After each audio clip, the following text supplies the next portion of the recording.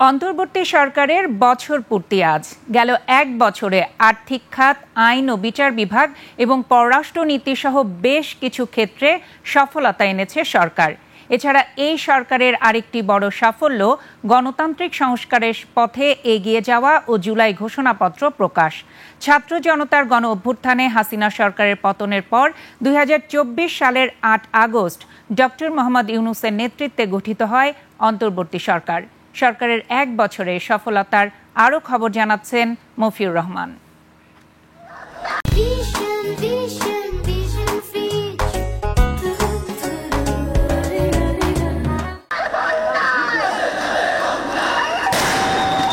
ছাত্র জনতার গণ অভ্যুত্থানে গত বছর ৫ই আগস্ট দেশ ছেড়ে পালিয়ে যান শেখ হাসিনা। সেনাপ্রধান সে খবর নিশ্চিত করে অন্তর্বর্তী সরকার গঠনের ঘোষণা দিলে ৮ই আগস্ট অন্তর্বর্তী সরকারের প্রধান উপদেষ্টা হিসেবে শপথ নেন ডক্টর মোহাম্মদ ইউনূস। দেশ পরিচালনায় গতি, স্বচ্ছতা ও সংস্কারের লক্ষ্যে কিছু উল্লেখযোগ্য উদ্যোগ নেয় সরকার। এর মধ্যে রয়েছে সুশাসনের প্রতিশ্রুতি ও বিভিন্ন খাতে বিশেষজ্ঞ নিয়োগ। সুশাসন, জনমালিকানা, স্বচ্ছতা, জবাবদিহিতা প্রতিষ্ঠায় সংস্কারের অংশ হিসেবে ২০২৪ সালের ১১ই সেপ্টেম্বর ৬টি সংস্কার কমিশন গঠন করা হয়। গেল এক বছরে সরকারের আর্থিক খাত, আইন ও বিচার বিভাগ, পররাষ্ট্রনীতি সহ উল্লেখযোগ্য সাফল্য তুলে ধরা হল। শান্তি ও স্থিতিশীলতা পুনঃপ্রতিষ্ঠা ছিল সরকারের জন্য বড় চ্যালেঞ্জ।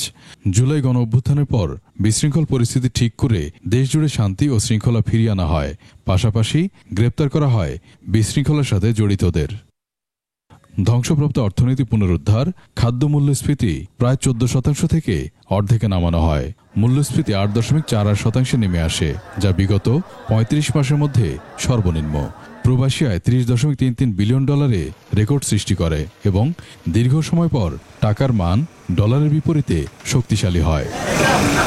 বাণিজ্য বিনিয়োগে অগ্রগতি হয় উল্লেখযোগ্য হারে। যুক্তরাষ্ট্রের সঙ্গে শুল্ক সংক্রান্ত আলোচনাও সফলতা আসে।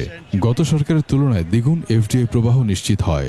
বাংলাদেশে বিনিয়োগে আগ্রহ দেখাচ্ছে চীনা বিনিয়োগকারীরা। এই সরকারের আরেকটি উল্লেখযোগ্য সাফল্য গণতান্ত্রিক সংস্কার ও জুলাই সনদ। সংস্কার কমিশন গঠন, ৩০টি বেশি রাজনৈতিক দলের মধ্যে জাতীয় ঐক্য গড়ে তোলা এবং ঐতিহাসিক জুলাই সনদ ঘোষণা, যা ভবিষ্যতে স্বৈরতন্ত্র ফিরে আসার পথ রোধে কাঠামোগত জবাবদিহি নিশ্চিত করবে। বাংলাদেশের জনগণের আকাঙ্ক্ষার প্রতিফলন হিসেবে এই ঘোষণা প্রণয়ন করা হলো। জুলাই হত্যাকাণ্ডের বিচার কার্য নিয়েও সরকার রয়েছে নানা উদ্যোগ। জুলাই আগস্টে সংগঠিত মানবতা বিরোধী অপরাধের স্বচ্ছ বিচার কার্যক্রম শুরু হয়েছে। এরই মধ্যে শেখ হাসিনার বিচার শুরু হয়েছে। মফিউর রহমান, ২১ টেলিভিশন, ঢাকা।